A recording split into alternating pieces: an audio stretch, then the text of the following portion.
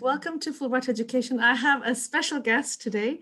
It's Shu Han Tang. Have I said that correct? Yes, correct. Okay. So basically, Shu is our lovely senior sales regional manager for Oxford International, and she deals with all the international year 1, year 0, and the pre-master courses.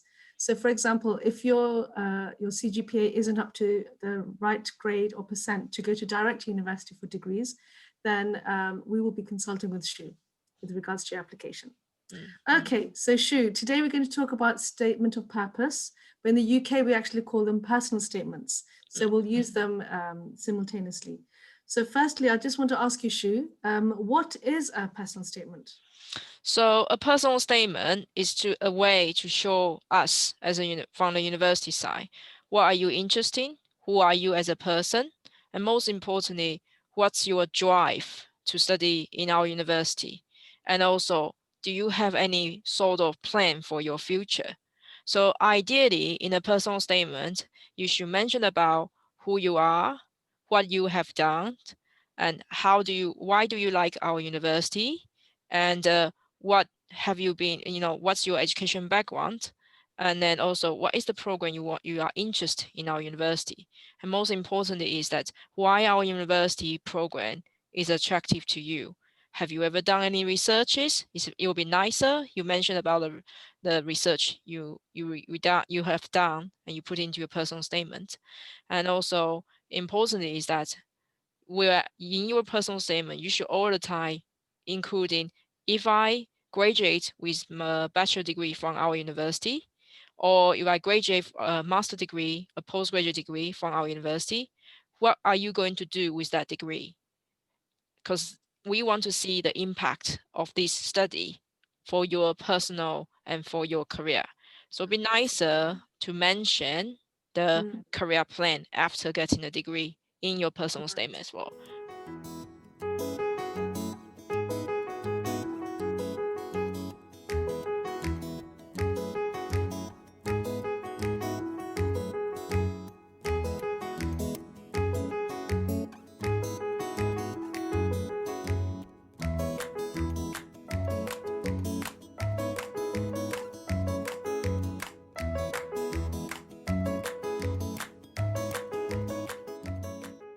Who will actually read the personal statement? Who reads it once this application is submitted? Okay, once the application has been submitted, it's normally the admission officer will read through the personal statement. However, if they come across with some personal statement with the applicant's transcript, maybe a little bit like borderline cases, then normally they will shuffle to the program leader or the college director and to have a look and to deciding whether this is a genuine student showing the interest and they have done thorough researches. And then there's also another group of people who will look into your personal statement is the important person. We call it compliance. And so the compliance officer, when they are issuing the visa, or I would say issuing the cards, issuing the cards for you to apply for UK visa. In our university, we actually use our we actually read into your personal statement, and then we will put some of the messages you write in your personal statement, uploading into our cast requesting system as a special note. So if you are come across with you have education gap, you come across with you have complicated visa history, or you come across with relatively not simple, straightforward cases, or you are mature adult students, your personal statement is very critical because our compliance officer actually reading into your personal statement. And then if the compliance officer thinking you're not thorough enough, you don't show as a genuine student from a compliance perspective, they will think from a home office perspective. Then the home office, they will say, you know what, this student is not worth for sponsor a class. Then all your efforts will be gone.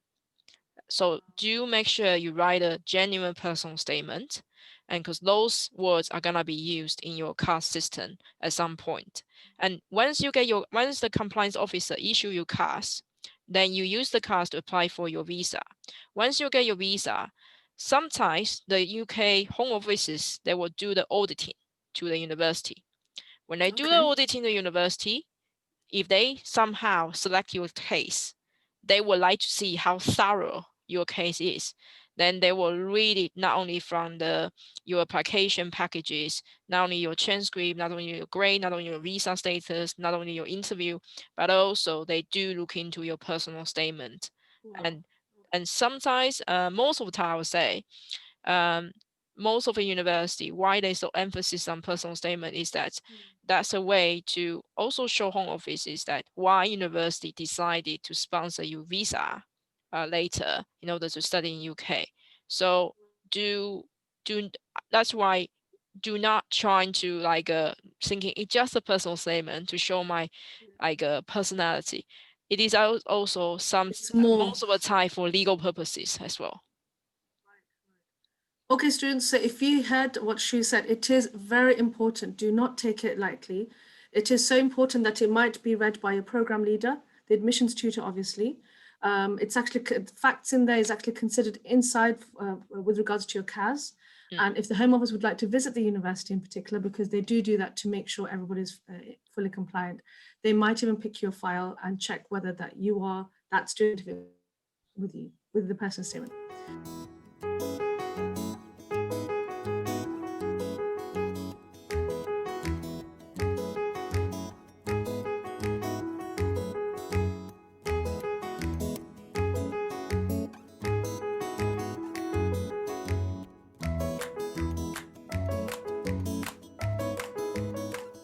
Issues. So could you tell me where would a student start? So how would they actually structure the statement?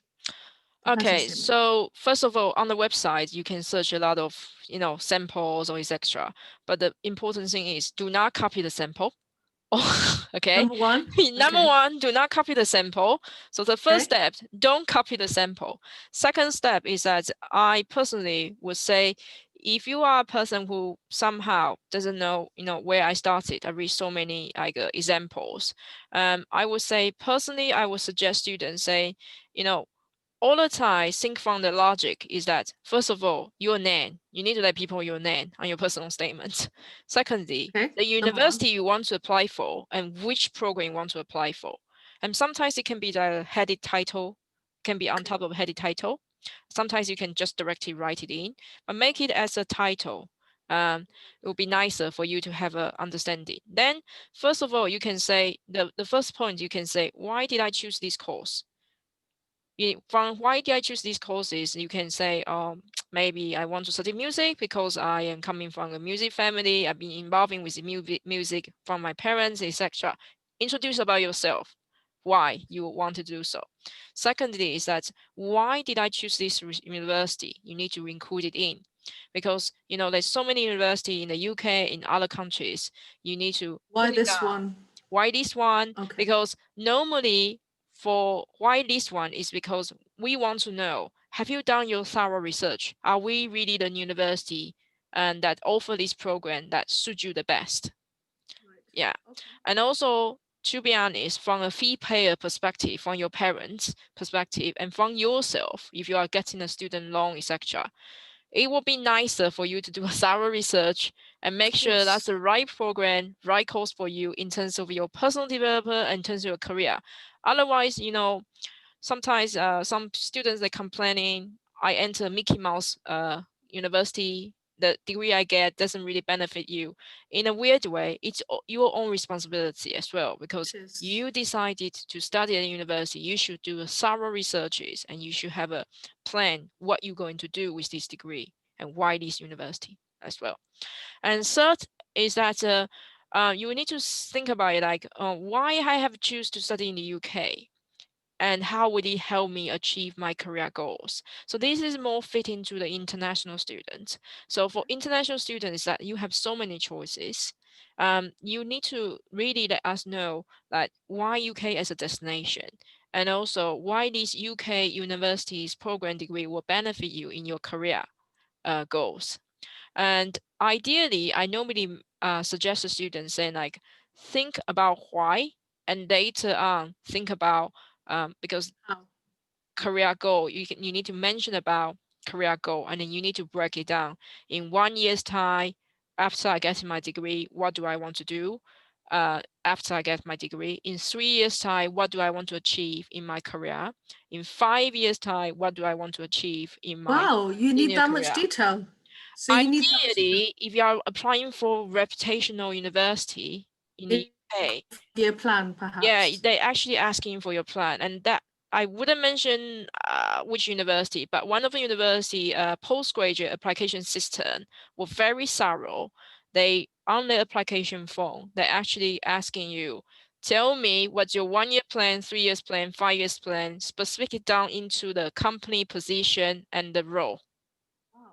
Yeah, That's just mind blowing. Okay. yeah, So yeah. basically, they just want to know that do you know why you're doing this and why you're doing it here and how will it have an impact on your life? Yes, They just want to yes, know that do you know what you're doing? Okay. yes, yes. It makes sense. Yes, and then fourth one is that normally I will say like, now what have I been doing since I complete my previous studies? This is sometimes some people put it at the end to re-emphasize like, because my dream, my goal, and my plan is this, and I believe my experience like my past experience, my education background will helping me achieve the above goals and above plan. So it depends on some people. Some people like to mention these as the first one, but some people like to mention it at the end. Ideally, I mean, the reason why I put it at fourth point Yeah. is because a lot of people talk about their past experience a lot. Work experience. Yeah, work experience, education training, or their professional license training, and they forgot to tell me what do they want to do. Okay. So we need that. We need Yeah, that. yeah. So we So, definitely need this. Yeah. okay, sure. You know the question 4, it Yeah. says, what have I been doing since I completed? So if there's a gap, explain. Yes. But if there's no gap, can we leave that empty?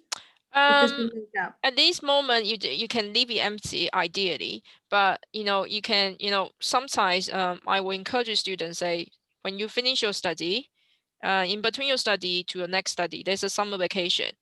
Okay, so You what have you might, been doing? yeah, what did you do? You might do something interesting because you never know. Maybe there's something interesting will hook the university to know, oh, you are genuine showing the interest.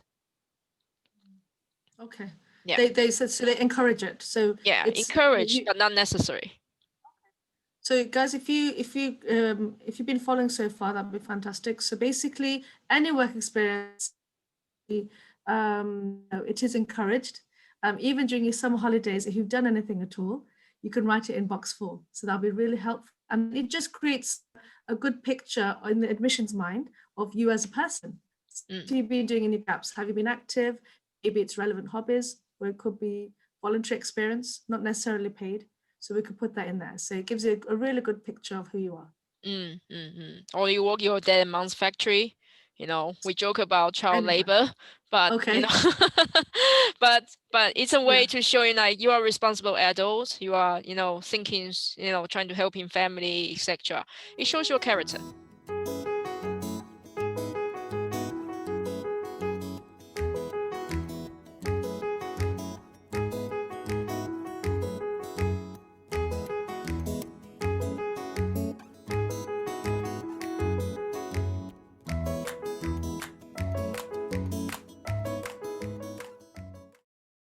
Shu, I just wanted to know, there's one box which said, what would you like to do after your studies? Now, do universities frown upon if you say that you want to do something in the UK, or do you encourage students to say what they will do in their own home country? What's your opinion on that? My opinion on that is that as an international student, you have an international inspiration. You don't necessarily need to be scared about you mentioned you're going to work in the UK. However, as I mentioned, you got to be solid. If you are going to do that side, provide the researches, provide your plan. So for example, some students may mention, after I graduating from my bachelor degree or my master degree, Robotics or whatever. yeah, I plan to work in UK for this industry and for multinational company for this company. And in the first year, I will trying to join the graduate scheme. And then within the graduate scheme, for example, like PwC graduate scheme, because I know they are actively recruiting talented students from across the disciplines, not just only accounting and finance, but also any subject discipline as well. So then they will mention, say, in the graduate scheme, after the graduate scheme, I aiming to work for the same company, or I aiming to work for the similar style of the similar level of company. Then I plan to work for 3 years. In the 3 years time, I am planning to work from as a basic finance advisor to a senior consultant or to a senior role. And then in 5 years time, I plan to bring my experiences flying back over to Asia, for example. Okay. And then my end goal is to targeting regional director. So you got to be, you can mention UK, Specific. but it's Okay. nicer to be specific. And no matter you are aiming at overseas or domestic UK job role, always be specific, because it shows that you are definitely knowing what are you going to study, what degree benefit you, and how you want, what you want to do in the future. Otherwise, there's no point at the university. I have come across personal statements where they've said that they'd like to study a PhD afterwards, and then they just leave it with a full stop. So so what would you suggest in that scenario?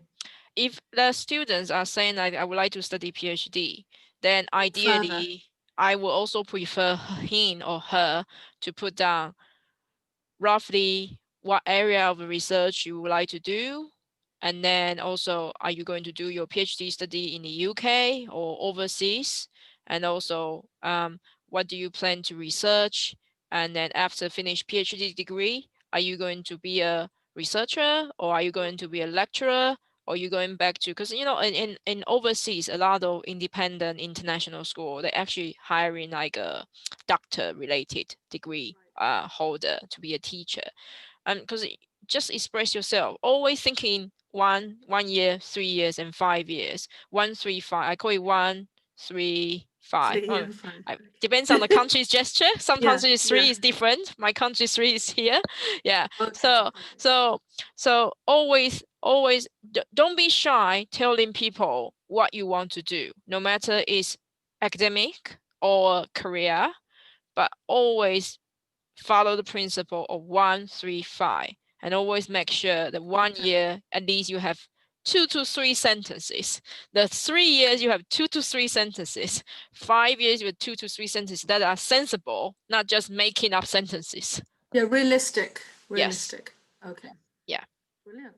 Okay, well, there you go. So we like students to be ambitious. I mean, you have dreams, we all have dreams. It is good to put on paper.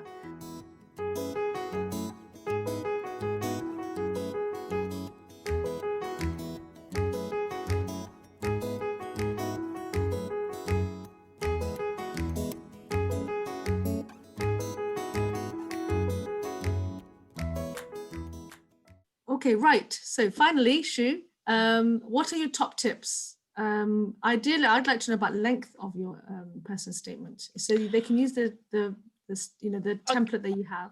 But in Yes. terms of length, So in terms of length, I wouldn't say as many as possible. Please avoiding as many as possible. Do not make this mistake. That's a tip 1. Secondly, the ideal length is supposed to be still within the 1 A4 page. And normally I was suggesting students do not use double lines in your space. Always use a single lines. And trying to choose the type of word that's called Times New Roman, and the size is 12. Why? Because that will be genuine. You'll be enough space, and also most of the admission officer, they will be able to open Microsoft offices, and they definitely Times New Roman is definitely there. So that you don't create it as like a fancy artwork. Sometimes admission officer open it and thinking, oh my god, I don't have that. I don't have that languages in. I don't have that like a different like font style in. They can't read it, because it's idea to be tight. It's idea to be keep it within 1 A4 pages, and if you have a lot of idea, stick to the Times New Roman size 12, and instead of using double lines, use single lines. Then you should be able to carry your like including all your ideas in. And if you somehow a little bit more, then maximum, I really suggest don't have it more than 1.5 pages or 2 pages, basically.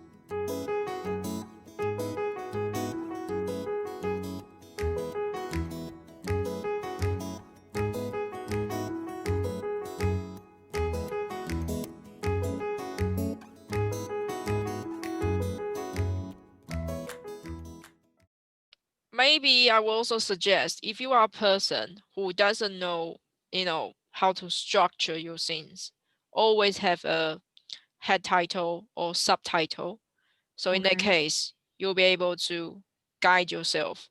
So for myself, I will found it helpful is that sometimes I will having a head title, Birmingham University or De Montfort University, MSc, MBA Global, and then I'll start to write personal background and why I want to study in this university and why I choose this program.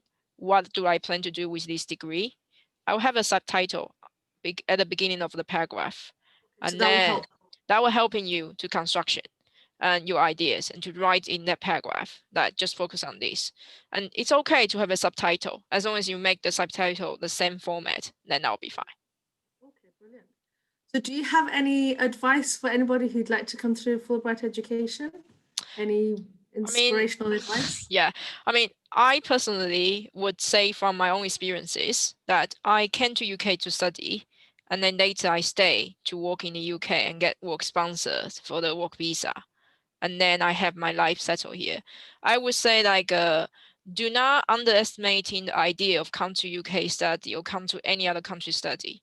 The idea is not only that you are benefiting yourself in terms of your own academic knowledges, but the most importantly is that you go overseas study is to having the interaction experiences with other international students and with other like British students. It helps you to build a sense of awareness. It also helps you to increase your personal skill.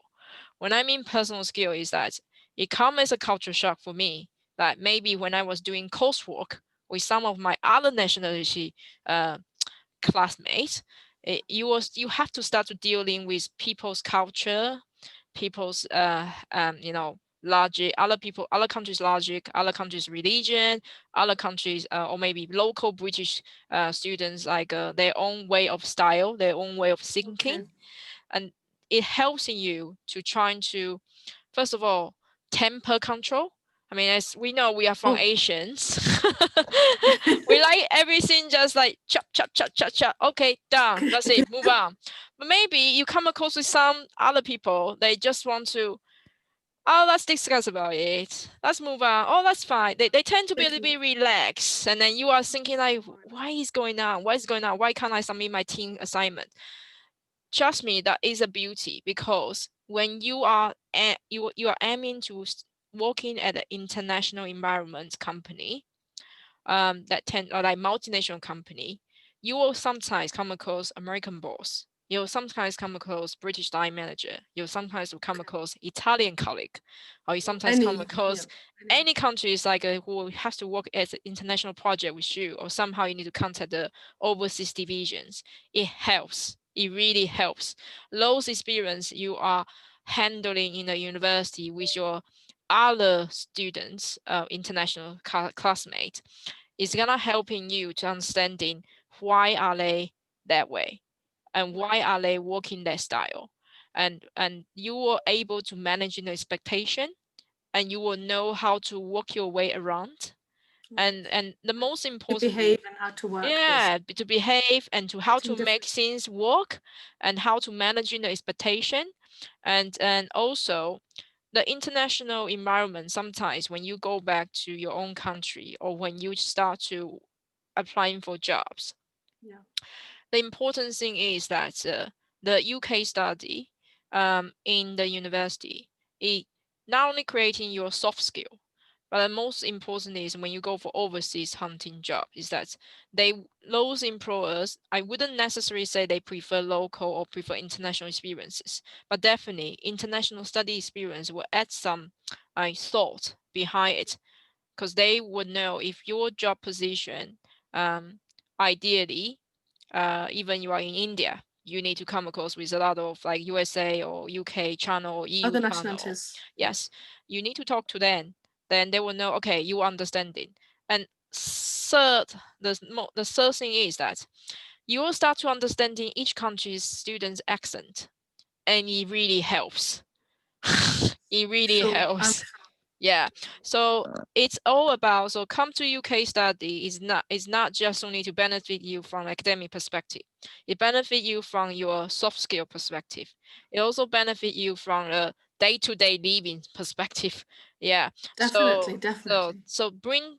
come to UK as experiences, and flying back or stay in UK, you will definitely always like found out, you make some friends, and then not just making friends, you will be able to handle people. That's a very important thing. Well, that's a fantastic way to conclude this session. You've been absolutely fantastic, Shu. So as you can see, Shu is our a very close, someone who's very close with Fulbright education. And basically, with regards to International Year 1, International Year 0, and pre-master's courses, and there are others as well. It's basically Shu who I pass on your applications to, and then she passes on to the admissions. So she works for Oxford International Group. She's our senior sales regional manager. So with regards to communication, I would be communicating with Shu. With regards to credibility interviews, again, Shu would be involved in that, but it's someone in Oxford International who'll be doing the interviews as well. So I just want to say thank you for your time, Shu. We really appreciate you spending the time to tell us about SOPs or personal statements. I hope students that you actually learn from this. I will put some relevant labels at the bottom, and then times of when she will be talking about this, that will help you. So use this video while you're writing a statement of purpose. Okay, then thank you, I think Shu. you should subscribe to Afsana's video. I haven't started anything like that. This is just to help. Thank you. All the best. Okay, Thank all you the very best. much. Thank you. Take care. Bye.